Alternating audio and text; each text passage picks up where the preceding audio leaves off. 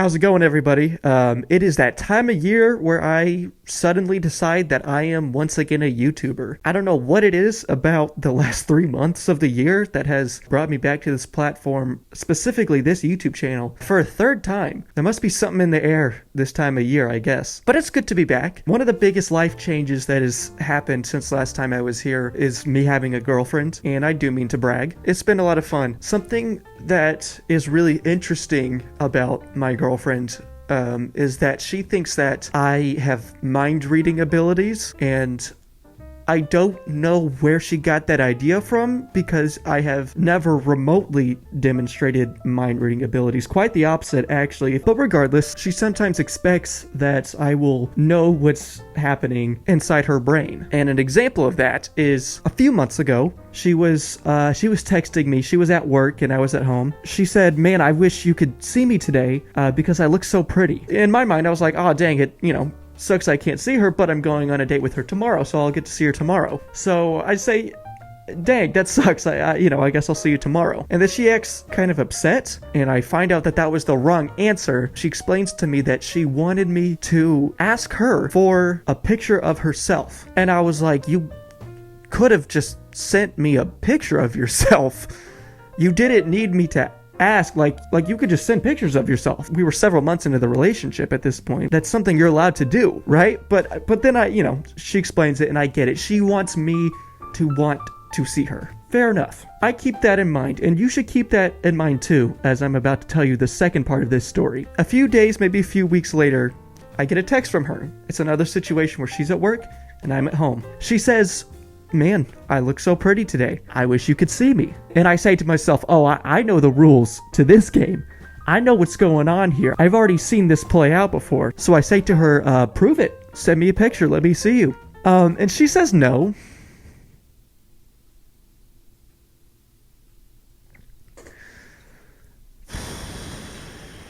And I'm like, "What? That's not the rules that we played by last time." I distinctly remember the rules of this game being, you say you're pretty today, and I say, "Let me see a picture of you." You actually explained those rules to me, and somehow that's no longer the rules? She explained to me this time that she wanted me to drive over to go see her. And I was like, "You could just tell me you want me to come over." She wants me to want her, to pursue her. That's great. I can do that. I love doing that. It's harder to do that when I don't know the means by which she wants me to do that. This is not me complaining in any way about my girlfriend. I love her very much. It has been absolutely wonderful, and it has been the best time. I just think it's funny, and I felt like I needed to share that with you. Something else I've been doing recently is DoorDashing.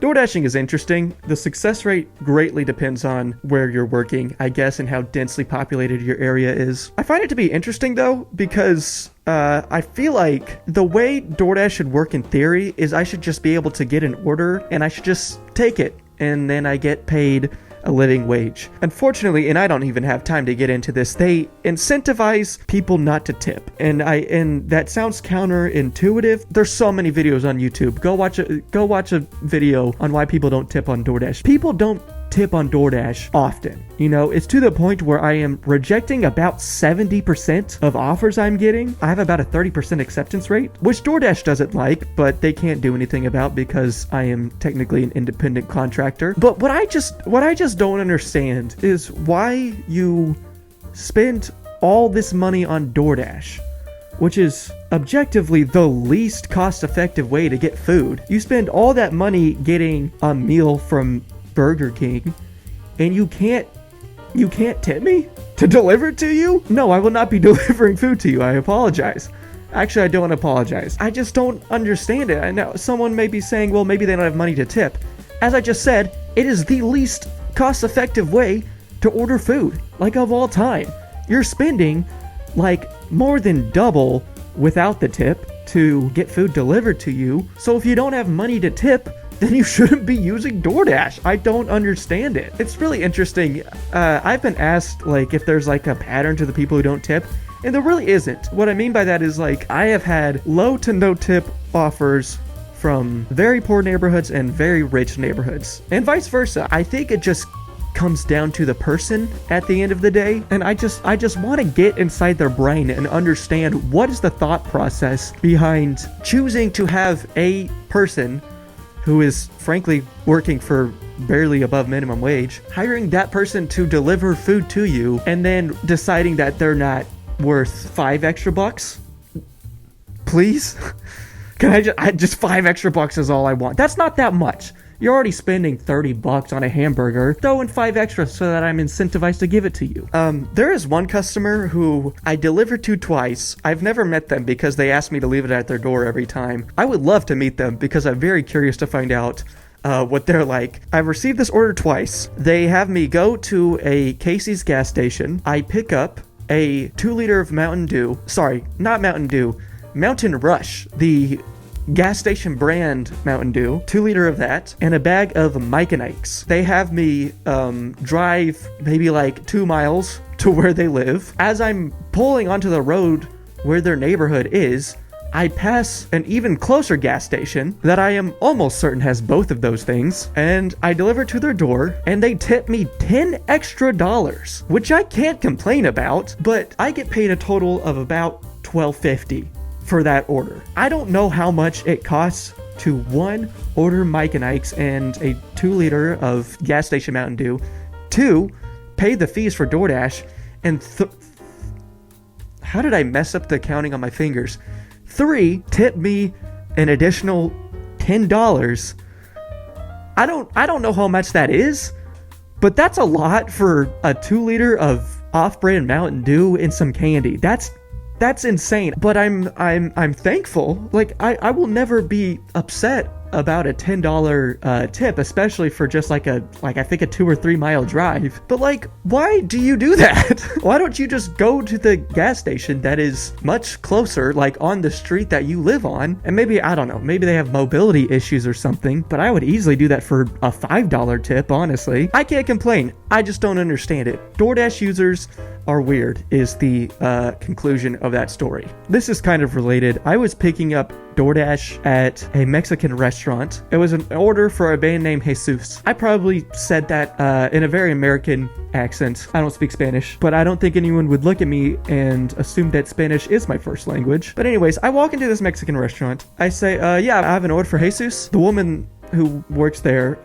and is, I presume, Spanish speaking as her first language. She says, who? And I say, Jesus. And she doesn't understand me. I show her the phone so that she can see the name. She says, oh, Jesus.